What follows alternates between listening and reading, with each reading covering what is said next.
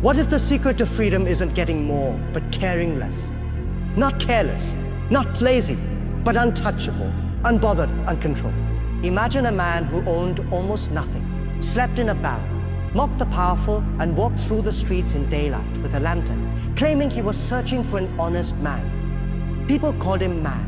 Society called him shameless. But history remembers him as Diogenes of Sinope, the philosopher who mastered the art of not caring. Not caring about status, not caring about wealth, not caring about reputation, not even caring about the approval of kings like Alexander the Great. Now ask yourself, how much of your life is controlled by what other people think? How many decisions do you make to avoid judgment? How much stress do you carry trying to protect your image? How much anxiety comes from wanting more validation, more comfort, more success? We live in a world that trains us to care about everything. Likes, followers, titles, clothes, trends, opinions, expectations. We are told that reputation is survival, that status is security, that comfort is happiness. But what if that's the illusion?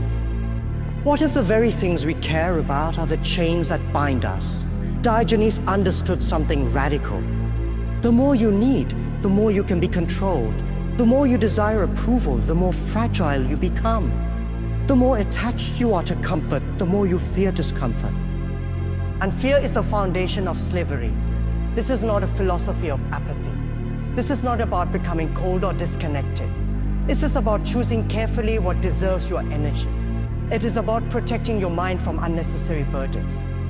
It is about detaching from illusions so you can attach yourself to truth. The art of not caring is not about indifference to life. It is about indifference to nonsense. When you stop caring about trivial judgments, you become fearless. When you stop caring about artificial status, you become equal to kings. When you stop caring about excess, you become rich in simplicity. When you stop caring about fitting in, you finally become yourself. But here's the challenge. Can you handle being misunderstood? Can you tolerate standing alone? Can you let go of the comfort that keeps you weak? Because this philosophy demands courage. It demands honesty. It demands that you look at your own attachments and ask, who really controls my peace? In this video, we are not just exploring an ancient thinker. We are confronting a mirror that reflects how much of our stress is self-created through attachment. A mirror that asks whether freedom is closer than we think, hidden behind the simple decision to care less about what does not matter. Stay with me until the end, because by the time we finish, you may realize that the most powerful person in the room is not the richest, not the loudest, not the most admired, but the one who cannot be controlled. And that kind of power begins the moment you master the art of not caring. Radical freedom through detachment is the beating heart of the philosophy of Diogenes of Sinope. To understand it, you must first understand what most people call a freedom. For the majority, freedom means having options, money in the bank, status in society, influence over others, security for the future. But Diogenes saw something different. He believed that what people call freedom is often just a more decorated form of slavery. The more you own, the more you fear losing. The more you seek approval, the more power you give to those whose approval you crave. The more you chase status, the more you become dependent on the opinions of strangers. In this way, attachment quietly builds invisible chains. Detachment for Diogenes was not laziness or indifference to life. It was a deliberate rebellion against dependency. He understood that fear is born from attachment. If you are attached to wealth, you fear poverty. If you are attached to reputation, you fear humiliation. If you are attached to comfort, you fear discomfort. Society trains people to accumulate possessions, praise, connections, achievements, believing that accumulation equals security. But Diogenes reversed the formula. He subtracted instead of added. He stripped life down to its essentials. He sought freedom not by increasing what he controlled, but by decreasing what could control him. This is why he lived with almost nothing. It was not poverty forced upon him, it was poverty chosen. There's a profound difference between being deprived and choosing to let go. When detachment is voluntary, it becomes power. When you willingly give up what others desperately cling to, you step outside the system that manipulates them. You cannot be bribed with luxury if you do not value luxury. You cannot be intimidated by loss if you have already practiced living without. You cannot be controlled by shame if you have stopped caring about appearances. Radical freedom requires radical honesty. Diogenes asked a simple but uncomfortable question. What do I actually need? Not what society says I should want, not what culture markets to me, not what comparison makes me crave, but what is truly necessary for a human being to live well. Food, shelter, simple clothing, and the cultivation of virtue. Everything beyond that, he believed, was excess decoration that distracted the mind and enslaved the spirit. Modern minds often confuse detachment with emotional coldness. But Diogenes was not detached from truth, from authenticity, or from integrity. He was detached from illusion. He saw how people performed roles to gain acceptance. He saw how social status created hierarchies that had nothing to do with wisdom or virtue. He saw how individuals sacrificed their authenticity to fit expectations. His refusal to participate was not apathy, it was clarity. Radical freedom through detachment also means detaching from praise and criticism alike. Most people are moved by the winds of opinion. A compliment lifts them, an insult crushes them. Their mood becomes a puppet to external voices. Diogenes practiced indifference to both. If someone admired him, it did not inflate him. If someone mocked him, it did not wound him. Why? Because his sense of worth was not outsourced. It did not depend on applause. The moment you rely on others to validate you, you surrender your sovereignty. Detachment restores that sovereignty. There is also a psychological dimension to this philosophy. Much of human anxiety is anticipation, worrying about losing what we have or failing to obtain what we want. Diogenes confronted this anxiety at its root. By intentionally living with less, he trained himself to survive without the comforts others deemed essential. When you voluntarily practice discomfort, you weaken fear. When you expose yourself to simplicity, you reduce the power of complexity over you. The mind becomes lighter when it is not burdened by endless desires. Desire itself was something Diogenes examined carefully. He believed that most suffering arises not from reality, but from exaggerated wants. A hungry person suffers until they eat. But a person who desires luxury suffers endlessly because luxury has no natural limit. One desire breeds another. Detachment interrupts the cycle. It teaches contentment with sufficiency. And sufficiency, once embraced, feels like abundance. Radical freedom is not about rejecting society entirely. It is about refusing to be psychologically owned by it. Diogenes lived among people, spoke to them, challenged them, but he was not shaped by their expectations. He demonstrated that freedom is internal first. You can live in a palace and be imprisoned by fear. You can live in simplicity and feel expansive. The external environment does not guarantee liberation. The internal relationship to it does. Detachment also demands courage. It is easy to follow norms. The pursuit of status becomes a ladder with no final run. Diogenes saw this endless striving as a trap. When desires are unlimited, contentment becomes impossible. When desires are natural and modest, satisfaction is within reach. Society trains individuals to admire excess. People are praised for accumulation, more possessions, more influence, more visibility. Yet, according to Cynic philosophy, this admiration distorts value. Living according to nature means redefining success. Success is not measured by how much one owns, but by how little one needs. If your happiness depends on rare comforts, you become fragile.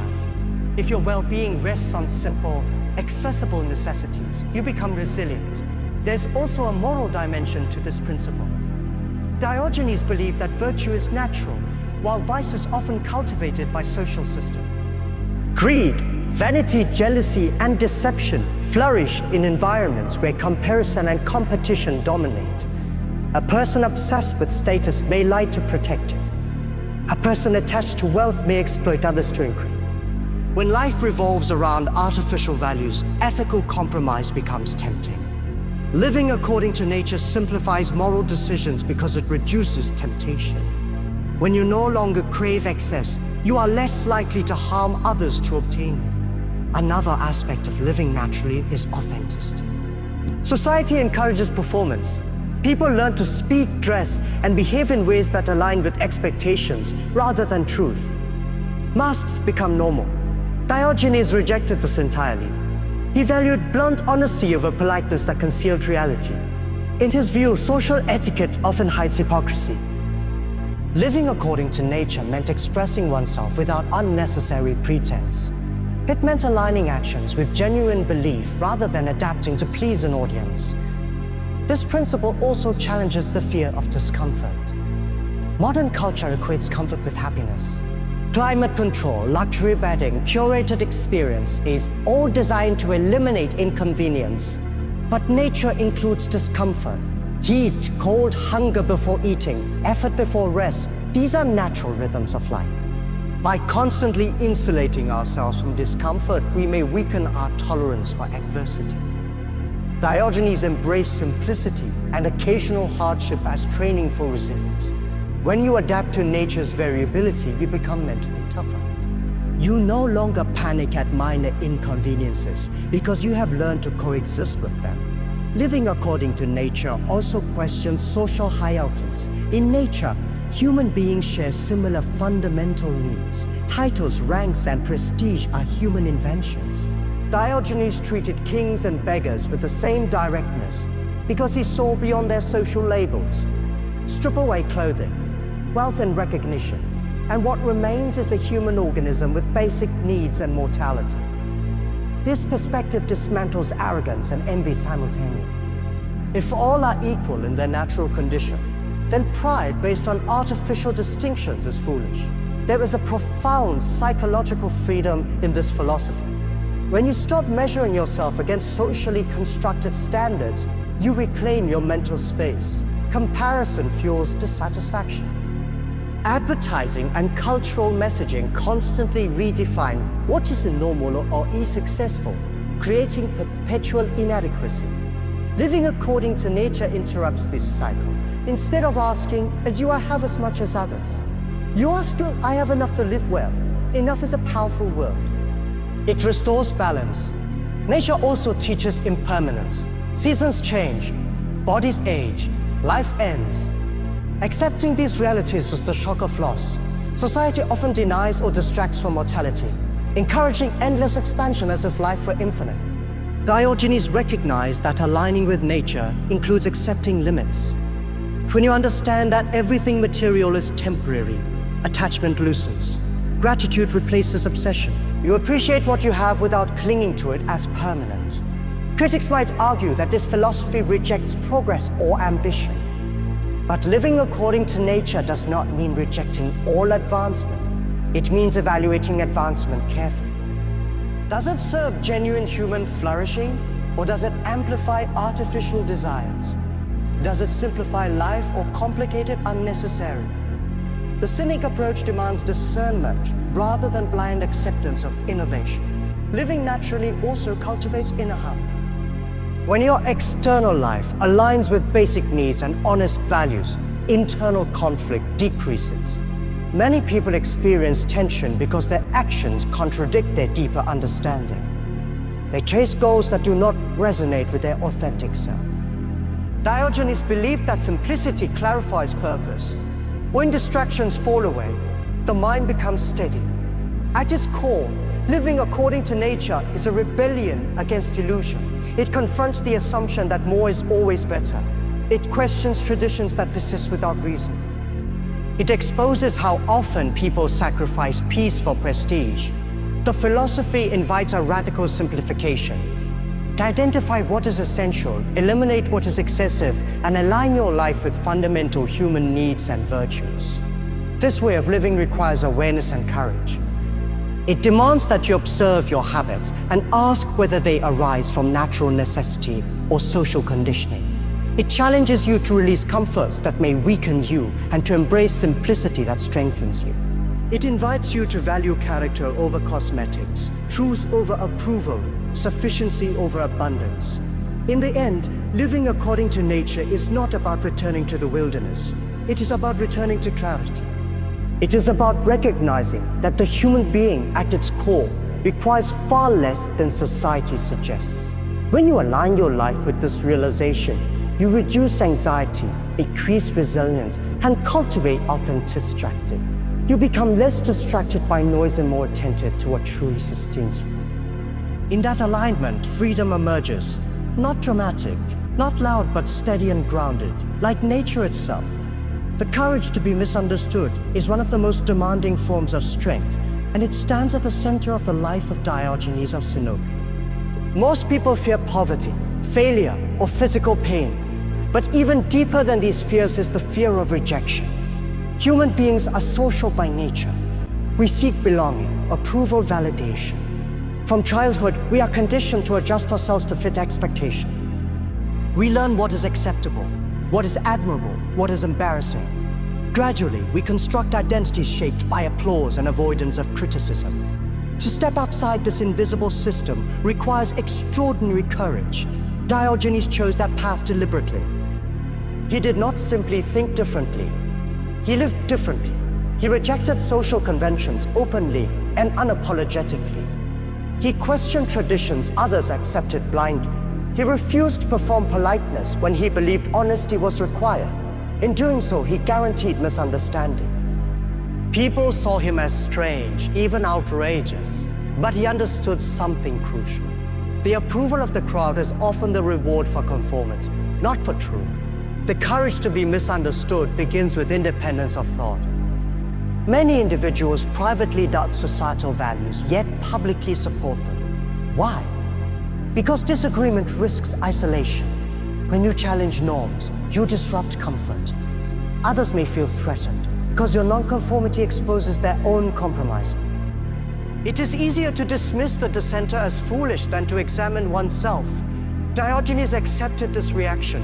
He did not measure his worth by how comfortably he fit into society.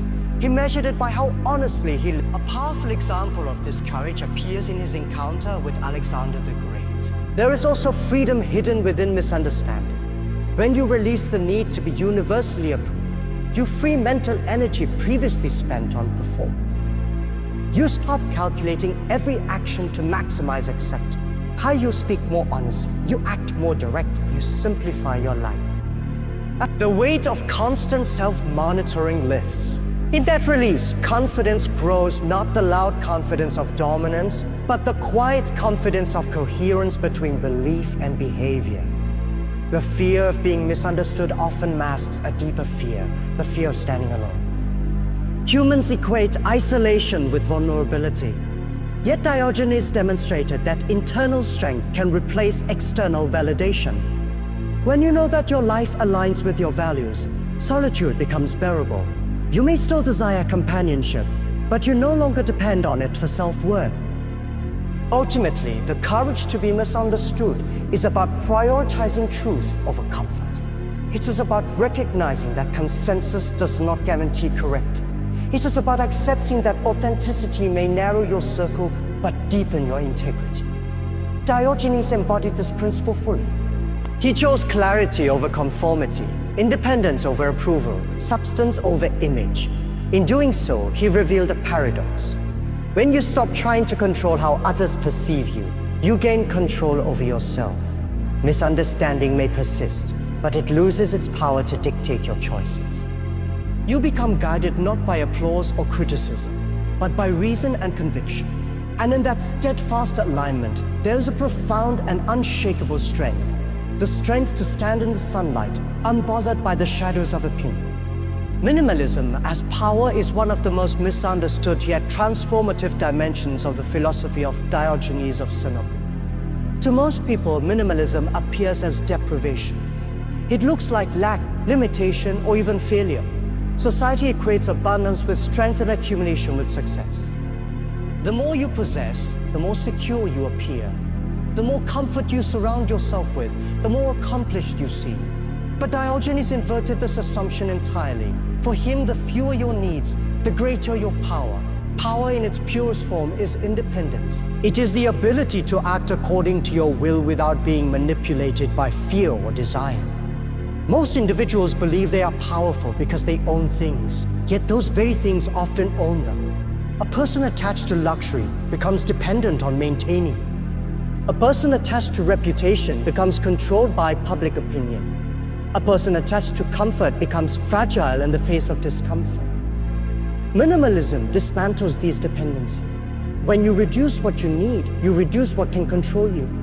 Diogenes practiced voluntary simplicity, not as an aesthetic choice, but as a strategic one. By stripping his life down to essentials, trained himself to endure hardship. When you deliberately live with less, you become adaptable. If circumstances change, you are not shattered. If wealth disappears, you do not collapse. If status fades, you remain steady. This resilience is power. It is internal stability that external conditions cannot easily disturb. Minimalism also clarifies priorities. When life is cluttered with excess possessions, endless obligations, and constant distractions, the mind becomes scattered. Attention is divided. Energy is diluted. But when you eliminate the unnecessary, what remains becomes visible. Virtue, wisdom, self-discipline, these qualities thrive in simplicity.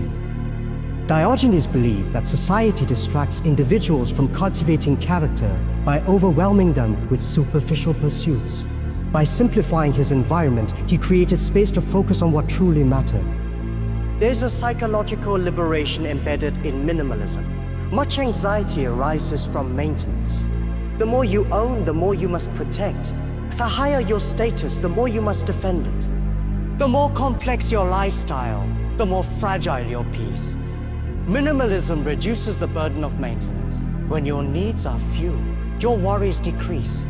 This does not eliminate all difficulty, but it prevents unnecessary complications.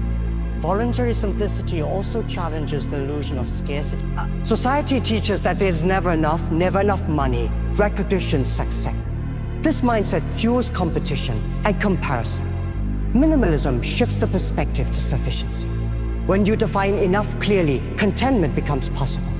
Diogenes demonstrated that fulfillment does not require extravagance. By being satisfied with little, he positioned himself beyond the reach of greed. Minimalism as power also exposes manipulation. Many systems rely on creating artificial desire. Advertising convinces individuals that happiness lies in products. Social hierarchies suggest that comes from status symbols. Political structures often exploit fear of loss.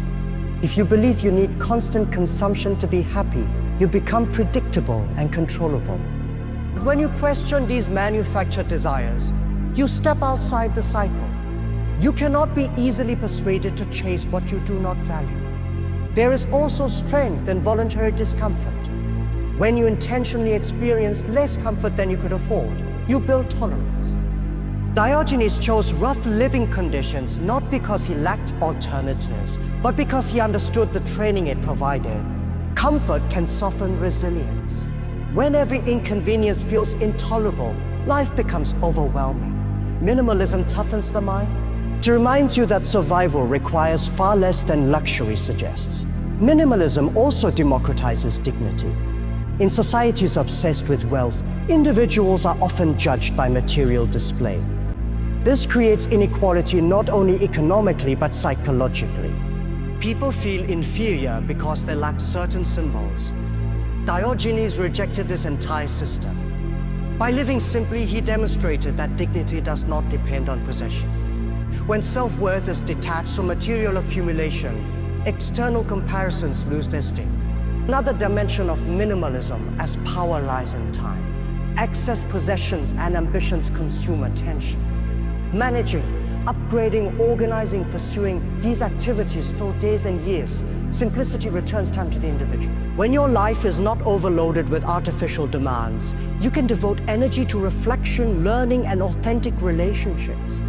Time is perhaps the most valuable resource, and minimalism protects it.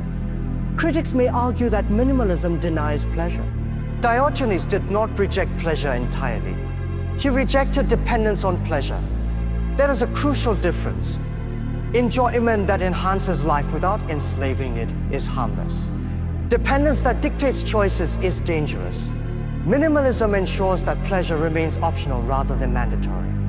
If you can be content without luxury, then luxury, when present, becomes a bonus rather than a necessity. Minimalism also sharpens self-awareness. When distractions are reduced, you confront yourself more directly. Many people surround themselves with noise to avoid introspection. Excess entertainment, constant consumption, endless busyness, these can function as escapes. Simplicity removes those buffers. It forces you to engage with your thoughts, your fears, your values. This confrontation can be uncomfortable, but it leads to growth. There is a subtle paradox in minimalism as power. On the surface, the minimalist appears to possess little, yet internally they may possess something rare: autonomy. They are less afraid of economic shifts, less anxious about trends, less desperate for approval. Stability comes from self-sufficiency. In contrast, someone with abundant resources but deep attachment may feel perpetually threatened. Minimalism does not require extreme poverty or dramatic gestures. Its essence lies in intentionality. It asks a simple but radical question: do I own this, or does it own me? If losing something would destroy your peace, perhaps your attachment exceeds its value. By gradually reducing dependencies, you expand freedom. Diogenes embodied this principle with bold clarity. He reduced his possessions to the bare minimum and mocked those who complicated their lives unnecessarily. His message was not that everyone must imitate his lifestyle exactly, but that everyone must examine their attachments honestly. Power is not measured by what you can acquire, but by what you can relinquish without fear. In a world driven by accumulation, minimalism stands as quiet rebellion. It refuses to measure worth through consumption. It redefines success as independence.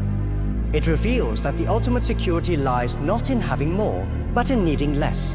When your happiness depends on very little can disturb it. Minimalism as power is therefore not about emptiness. It is about strength through simplicity. It is about reducing external complexity to cultivate internal stability. It is about recognizing that freedom grows in the space left behind when unnecessary desires are removed. In that space, clarity thrives. In that clarity, resilience strengthens. And in that resilience, true power emerges. Not loud, not flashy, but unshakable. And now, after walking through the streets of ancient Athens with a man who owned nothing, yet feared nothing, after seeing how a single lantern in broad daylight could shine light on the illusions we hold dear, it's time to take that lesson home. Diogenes didn't care about wealth, power, or approval, not because he was reckless, but because he understood something profound. When you reduce your needs, you increase your freedom. When you detach from what is unnecessary, you unlock a strength most people spend their lives chasing in the wrong places. Imagine what your life would feel like if you stopped living for the applause of others.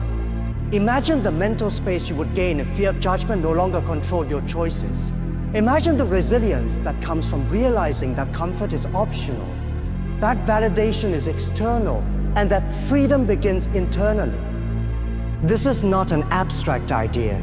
It is a tangible shift in how you approach every decision, every relationship, every ambition. The moment you stop being enslaved by trivial desires, the moment you stop being manipulated by others' expectations, you step into a form of power that no one can take from you. This is the courage Diogenes embodied, the courage to be misunderstood, the courage to stand alone, the courage to live authentically when society demands performance. And this is the same courage available to you right here, right now, because the art of not caring is not a relic of the past. It is a philosophy for the modern mind. It is a tool to navigate social pressures, mental clutter, and the constant noise of a world obsessed with more. More things, more recognition, more distractions. Diogenes teaches us that the less we cling to, the more we control ourselves. The less we allow society to define our worth, the more we define it ourselves.